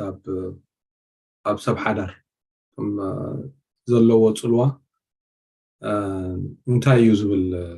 መፅናዕትታት ርኢ ነይረሲ ሓንቲ ስፔሲፊክ መፅናዕቲ ስታይ ስሒባቶ ኣቓለበይ ስሒባቶ እሳ ድማ ብፍላይ ኣብ ቶም ስደተኛታት እሞ ናይ ሞስለም ባክግራውንድ ዘለዎም ወይ ናይ ምስልምና እምነት ባክግራውንድ ዘለዎም ኣብቶም ብርግፅ ካብ ቤትካ ወፂኻ ናብ ስደት ሞቓ ናብ ዌስት ናብ ምዕራባዊ ዓለም ምኻድ ዘለዎ ሳዕቤን ኣብ ሰብኡትን ኣብ ኣንስትን ብዝተፈላለየ መገዲ ክሃርሞም ከለዎ እታ መፅናዕቲ ከም ዝሃርሞም እታ መፅናዕቲ ትሕብር ማለት እዩ ሕጂ ንደቂ ተባዕትዮ ኣብዞም ፖፑሌሽን እዚኦም ኣብዞም ግሩፕ እዚኦም ንደቂ ተባዕትዮ ስደት ወይ ድማ ትራሕቂ ካብ ስድራ ቤት ምኻድ እንታይ እዩ ስታይ ዝገብሮም እቲ ዝፈልጥዎ ዝነበሮም ሜላ ኣነባብራ ሰሪሕካ ማዕሪርካ ምእታው ገለ መለ እዚ ኩሉ ሜላታት ከም ብሓድሽ ይመሃርዎ ስለ ዘለዉ ናብ ነውፂ ይፈጥረሎም ማለት እዩ ናብ ነውፅን ናብ ዘይድሊ ባህርያት ናብ መስተ ናብ ገለ ቫዮለንት ወይ ድማ ናብ ባእሲ ናብ ገለ መለ የማዛብሎም እተን ደቂ ኣንስትዮ ግን ስደት ብምንታይ ይሃስየን ካብቲ ማሕበራዊ መኸወልየን ወይ ድማ ፕሮቴክሽንን ማሕበራዊ ሽፋነን ካብአን ዝወፃ ስለዚ ተቃሊዐን ይሰርፋ ማለት እዩ ስለዚ እዞም ክልተ እዚኦም ክመፁ ከለዉ እቲ ሓደ ቫዮለንት ቢሄቪየር ወይ ድማ ንገለ ዘቃልዕ ንሓደ ሓደጋ ዘቃልዕ ዓይነት ባህሪ ሒዙ መፅእ ኣሎ እቲ ሰብኣይ እታ ሰበይቲ ድማ ከውልስ ኢና ፕሮቴክሽንስ ኢና ከዓ ትመፅእ ኣላ እዞም ክልተ እዚኦም ክራኸቡ ከለዉ ዝመፅእ ተርእዮ ክንግምቶ ፀገም ዘለና ኣይመስለንን ቀሊል እዩ ንክትርእዮ ማለት እዩ ሓደ ተናወፀ ወይ ድማ ዲስተርብ ዝኾነት ካብቲ ዝፈልጦ ዓይነት መነባብሮ ተፈሊሞ ናብራ ክቃለስ ዝፍትን ዘሎ እሞ ብዝተፈላለየ ኣሉታዊ ባህርያት ዝፅሎ ዘሎ ምስታ ካብቲ ማሕበራዊ ሽፋና ወይ ድማ ማሕበራዊ ውሑስ ስፍራ ዝወፀት እንተደኣ ተላጊቦም شعيت عمت كمت زخل مالتي عمت أبقرب أخون له نخلت يوم حجي نتحدن مموقاس وينتحدن مستنعق زي كونه ناكلت يوم شجر فليتكا متايو تشجر فما يجيرهم كغابز كشوفان خول كاب تخمت زخل وردت ويد ما قطعة نيتحدر ويد ما عمت معبراوي عمت زبيتا وعمت كما يجيرنا خن اليوم نخل كما يجيرو بريفنت خبر كال زبل أقدم كاخت دالولو أقداس خوون سلازي أب حدر بفلاي أب سدت نزول حدر حدا خبطهم أقدست زبلنت premarital counseling دما نزن كندزن يدالو كمالتي أتندك أنستيو دما حدا ناي حبار زخونة دمتي حباراو دمتي ويدما ناي حباراوي support system ويدما ناي متحققاز انتدا قويمن كمزي حجين رئيس لنا مهتسن بغومي أنا أبزاني يشتي contribute تغيرسي قال أورك تخلو أخيلي يقول ناتاتن متسسار ويدما متحستد أغيرن أبتي قديفون أو زمتا محبراو شفانن ويدما protectionن كابو قال نعوز مثل ولا قالك عكم تزيكونا نعوز مثل structure ويقرص خلوه نخلي قبل مو I don't know نتحتو بلك ملسان لغدي أي ملسان جن مستا دكتور زبالاس ما قد صلتاخت كنت خيلي هذا الحساب تسمعني thank you بتعمي صبغ غيركم تملسوا لهم نالبات كلتيهم دارجا أب كله كاب نجمر كساب حجي كتنكفوت صنعهم مرددا أو يزرب زبليو مصحفون أنا صار له خالقون كنت مخرنات قوليهم دحر مئتان بقبو كردو مالتي كريم ليزا باكجراوند سايتر يومنيا أبزا مصحف زياسي كما هم كونسلريو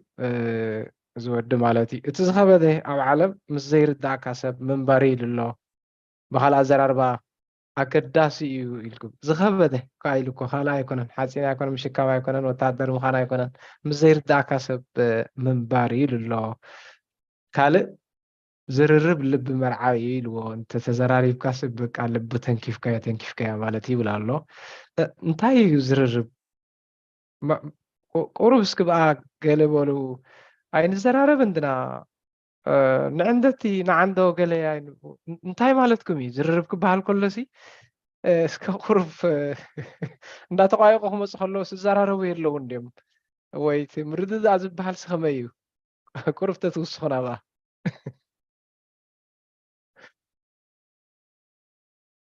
ወቲ ምዛረብ እንዲና ግን እቲ ቃልና ዘረበና ናብ ምንታይ ዝኸደ እዩ ዝብል ኩሉ ግዜ እንታይ ዝብል ኣሎ ብዙሕ ግዜ ኣነ ስራሕ ዝሰምዖ ስምዒታውያን ኢና ኣንሕና ስምዒታውያን ስለ ዝኾንና ሓደ ሰብ ክነወድኦ እውን ዓቕሊ የብልናን እዩ ብሕልፊ ብዛዕባኻ ኣብ ዝርርብ ክበሃል ከሎ ብዙሕ ግዜ ናብ ሓዳር ዝመፅእ እንታይ እዩ ሓንሳብ ነቐፌታ ይመፅእ እዩ ማለት እዩ ዝሃናፅ ነቐፌታ ንብሎ ማለት እዩ ግን እቲ ንገብሮ ዝርርብ ኣብ ሃናፂ ነቐፌታ ዝተመርኮሰ ድዩ ወይስ ኣብ ሓደ ንሓደ ኣብ ምዕናው ዝተመርኮሰ እዩ ሰባት ክጋገዩ ይኽእሉ እዮም ግን ሰባት ጌግኦም ከመይ ጌርካ ተረድኦም ወይ ጌግኦም ተረድኦም ከለካ ከዓኒ ናቶም ርእሶም ክከላኸሉ ዕድል ትህቦም ዲኻ እዩ ዘሎ እጅ ብዙሕ ግዜ ንሕና ናይ ፀርፊ ባህሪ ኣለና ናይ ምህዳድ ባህሪ ኣለና ናይ ሓረቕካ ምዝራብ ባህሪ ኣለና ተፈጥራዊ ስለ ዝኾነ ሓንሳብ ስለምንታይ ሓረቕ ሰብ ሕማቕ ኣብ እንዳተሰምዖ ክትብል ኣይትኽእልን ኢኻ ግን ህድእ ኢሉ ዝዘራረበሉ መገዲ ክመፅእ እቲ ኣገዳሲ እዩ ማለት እዩ ሕጂ እታ ዝርርብ ዝብላ ደሉ ከዓ ነኩሉ ግዜ እንታይ እዩ ኣብ ሃናፂ ነቐፌታ ዝተመርኮሰ ወይ ኣብ ሕድሕድካ ምርድዳእ ዝተመርኮሰ ስምዒት ዘይተሓወሶ ማዕራዊ ዝኾነ ከዓ ሆሪዘንታል ዝኾነ ዝርርብ ካብ ላዕሊ ታሕቲ ዘይኮነ ወይ ካብ ታሕቲ ንላዕሊ ዘይኮነ ንማለት እዩ እቲ ኩሉ ግዜ ዝርርብ ማለት እዩ Yes. Thank you, Doctor. كبراب زي أقوى تحضرنا والمخالط زار استزياء برقت ناي كوميونيكيشن كسايندي زررب كمان أنا I don't know أنا بتقال قصة يقون على خو زررب دو حايش رخكب دو حايش بهالعينات كلام أيوة exactly communication إنا نقول زلنا حجي تزرب نمتى يتعمل زررب قصة تقبرن زلا أم زررب أبزربات راي سلا قصة تقبر أم بهالجن مزراب له مسمع له in fact مس بوزحات مسارحتي كنقرهم كلهم ناتنا روت قال مسرت أو قال أمونغو agreement listening حنتيا مسمع التياتر أتر تبل الله عليه حدا مسمع تحنت دم مسمع متر ياخذ مسخلا نمتى يقوم تقول له تزبزح أكلنا مرد أو يمبهال أم مسمع يقول بزحات سوات انتي كقواقو تريهم سوات تريه أبزخنا كقواقو انت الأريخين كلتيهم سوات بحنساب يوم زارو كلتيهم حدا بلعلة حدا يزارو إلهم زارو دحرين مسكدو تايلهم يوم تصابهم زغربو أسمعيو يمزلو أسمعيو خلتيهم أسمعيو يمزلو ولا حدا كوي سمع كمزن إليو إلهم يمزارو حجي تاي البهلا زرار بالو friends listen enemies speak أمنا حد حلوهم يمزارو حجي تقندي أكال ناي تمبهالنا أبتن تاي نزارب زي كونه of course رقت انتاي نزارب قداسي بلوزو بمعرف بزي تي نيكليرا وأطوار زي بلو إن شاء الله كبرت قال زي بلو قانقواتات كتلامت أسي أقداس روح وحنا يتمزرابي قن انتاي نسمع كمين نسمع بمعرى أقداسي أنا تازع عبيت ميلا حجي دما خمت مهارايا خوينا زلخو ميلا نعي كم كبراب ناي مزراب زي كونه ناي مسمع ميلا مخنياتو مسمع يعمق ناي مسمع ميلا يعمق ناي مسمع ميلا دما زيادة يهبتم جانا تمهارايا زلخو أبزار استي برقص دما انت دا تسامعنا كنسامع مع مخيلنا قبل إذا كنا حنتني إشتي كابتا شافنا يتعب غصايو عم زرراب عم بحال زلو حيلي برقص تزعبي كله خل أب حدا رغنا بكم حبرة السب أو كال قصاي كاب بنتاي تزاربسي كم يجير كات سمعه بيناي قانقات سمعه كم يجير كا استزبو كم سمع كاي تردا زغلو كم ذي سوق الكات سوق مبال يز مثلا نسمع كنكاون زلع عليهم برتع قنا يكونه كم زي عابسنا في التاتا يكونه انت دا أغلبنا لسي خلاتنا خلنا تريون خل ميلاي amazing كبراب بتعمي يغني لنا على حسب دكتور أبا تملا أنت لتك حجي تردي هذا اللي هو بخبراب دارجا كبراب الواي تبغى يروح أنت أقداسي تابز زبلا ذا أسمعيو تبغى أنا أقول لك زي أسمع بلي أقول لك حدا سبسي كم زخيدو تبغى غيرو أردي وما تسمعي عمد متي المسلك عجن أسمعيو أقول لك أقوله بزح جزء كم هديديو ناتي نجارات دفي اللي متي عينته بس بزي قد استقامي تقبلوه ساقن تند مسلكه دفع في قالوا متي خا عينته قد أبتي مزراب تبال كله أبيدا يكونن إنك ساينس مالتي يجي بزح نجارات أب كأتو زلوي كم ذكر راب ولو من الباش ولو محل تخيل زغل عينة عرسي قد تسزار ولا لا خمسة خامنيو تدخل تقول على لك بينك حق تسزار ولا لك ولا تطونات كمالتي انتي عرسي خات مرت زلخ أبي بوتي خات مرت زلخ انت علاتي خات مرت زلخ زو كل نجار عبد المسيح تسارب حدا سب حريقه كله أبرز حرقتون بحتى زارب كله السود قبرهم اللي سالكاي مالتي بتاس خاصة زارب كاتون بقايهم اللي سالكاي مغنياتو زلوا خناتات نمردع تحجز يكونن هجي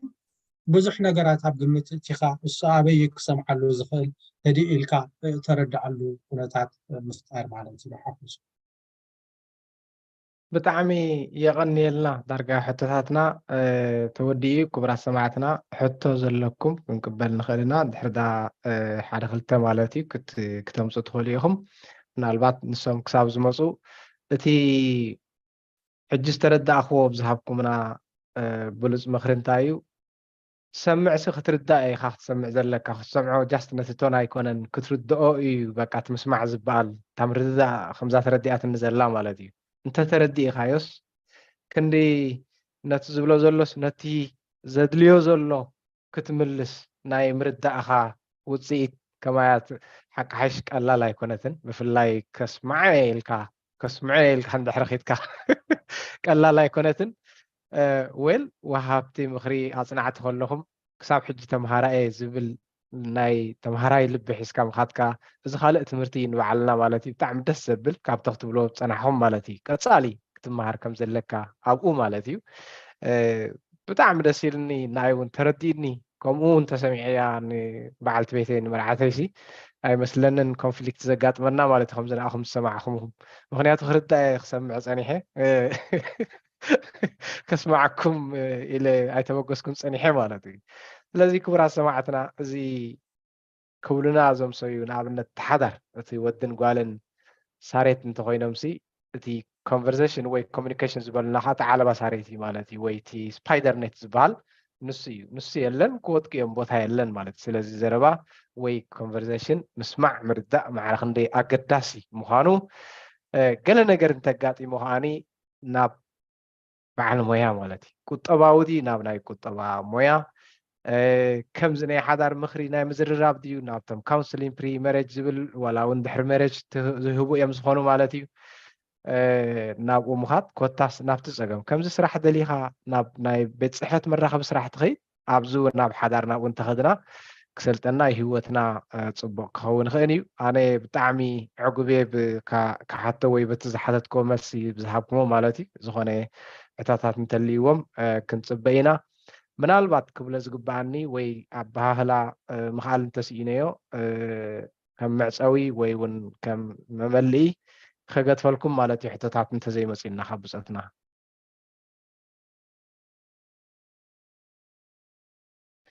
ባኻ ክጅምር ዶክተር ምናልባት ዝኾነ ዝተረፈና ወይ ኣሓተትክዎን እንተኮይነ ክብሎ ዝግባአኒ ገለ ዝምላእ ዳርጋ ኩሉ ነገር ሓቲትካዮ ኢኻ መስለኒ ነልዕለን ዝግባአና ልዕልና ግን ኩሉ ግዜ ኣነ ኣብ ኣእምሮይ ዝመፀኒ ነገራት ኣሎ ኣነ ኣብ ዙርያይ ብውሕዲ ከየጋነንኩ ሓደ ካብ 50 ክሳብ 100 ሰባት ኣለዉ ክኾኑ እዮም ንዞም ካብ 50 ክሳብ 100 ሰባት ከዓ ተሰማሚዐ ይኸይደ ኮርስ ኣብ ገዛይ መዓልታዊ ስለዘየለዉ ክኾኑ ይኽእሉ እዮም ግን ብዙሕ ግዜ እቲ መፃምድና እንብሎ ሓደ ሰብ እዩ ወይ ሓንቲ ሰብ እያ ማለት እዩ ሕጂ እቲ ዝገርመኒ ኣብ ሂወተይ ኩሉ ግዜ ሓደ ሰብ መሰረታዊ ሽግራት ተዘየጋጥሙ ማለት እዩ ነቲ ሓዳር ክቕፅሎ ዘይክእል ስለምንታይ እዩ ምስ ሓደ ሰብ ክነብር ዘሸግሮ እቲ ሕቶስ እዩ ይመፅኒ ምክንያቱ ከምዚ ዓንተ ወይ ዝበልካዮ ሎሚ ኣብ ሳይንሳዊ ዓለም ኢና ዘለና ፍልጠት በዝን በትን መሊኡ ኣሎ ሓገዝ በዝን በትን መሊኡ ኣሎ ሽግራት ተጋጢሞም ከዓ ሽግርካ ክትፈትሕ ትኽእል ኢኻ ስለዚ እንድሕር ተገዳስነት ኣለና እንድሕር ካብ ትዕቢት ወፂና ኣነ ዶ ከምዚ ሓገዝ ክሓትት ኣነ ዶ ንክስቶ ተጋግየ እሞ ሶሪ ንኽብል ዝብል ከምዝን ከምኡ ዳ መሰለ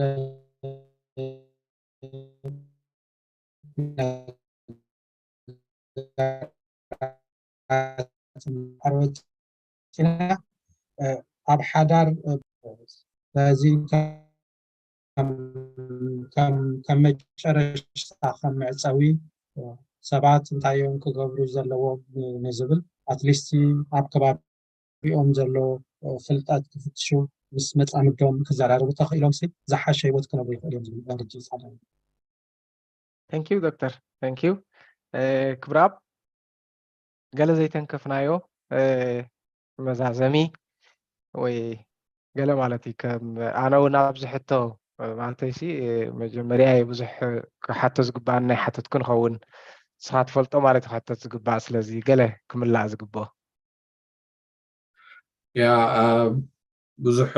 كويب اللينجن كمتا دكتور زبلا أب حدارسي سلسة مقان ويسلسة عنود على قبل بزح جيزي تقدمي ناي meaning ويدما ناي كابت نمنتاي سب حدار قبرالو زبل سئل خمت دكتور قديم زغلصو تاي تقند meaning ويدما ترجم نايت حدار سنتاي زبزح منفساو ترجم هبوي قالي دما محبراوي وي ولقاو ترجم كله خل خون ግን تقدمي سئل السو تقدمي عند السو قالي عندنا commitment ويدما نايم توفاينتي السو دما كمت دكتور قديم زبلو نزا حدار زن نخخون سي ناتي أنا زخفلو واقع ناتي أنا زبركتو توفاينت سنتاي لك عقمت مرعانا نبلو مالتني أب كرهوكي كعميك قلا نبلو جن كساب كندينا كوميت نقبر لنا مغنياتو أمود داتا دل أنا رأسي يتعامل نتول كون كاب حدا تودي نرسل على استعمال كاتراي وي ميزانوز استايز قبر السخطراي تكمل بحدار كوني ويدما موداتا مفلايك متسي مالتي ግን بمعرة كم يجرنا هنا خستاي كنقبر نبل رئيتو هنا خستاي كنقبر تخل مالتي commitment ثالثاي مبهال ويدما communication ميلاي أمت دكتور ونزبالو ميلاي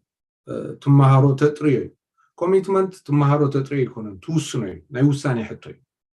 communication ግን ناي تمهارو ناي مسمع كألت تمهارو ناي مزراب كألت تمهارو حجي تزغرمن انتايو اب كل مويا خن اب تخلنا قال سلطنا نوسدينا يكونن زخونه تعبتن ايس تناسي نزا مويا زي ان خطغبرا زي ان تريننج توصل ليكا زغل مال امر عاقن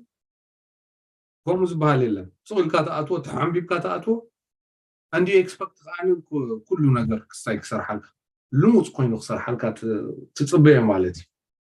تزعابي ارستي تزعابي عود خنسوسي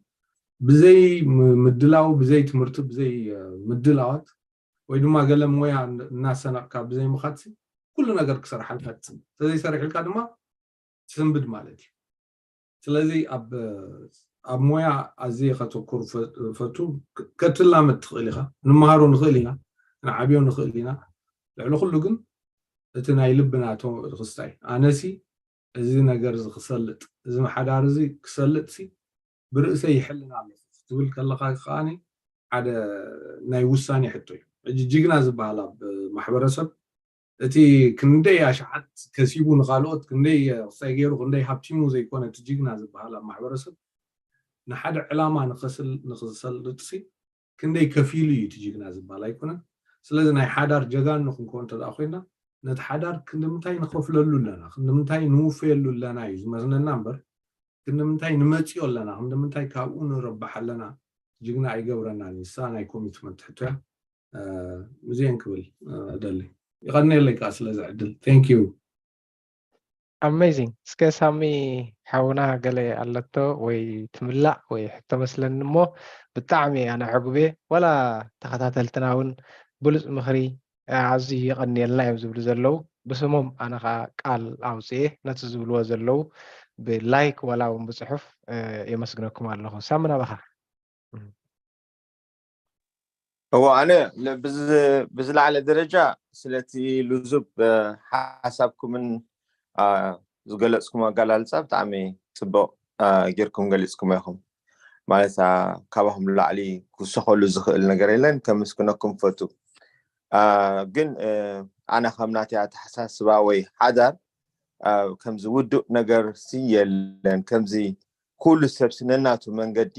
ይዘለዎ ككمتي DNA وكهمتناتنا بلوبرينت وكهمر عيننا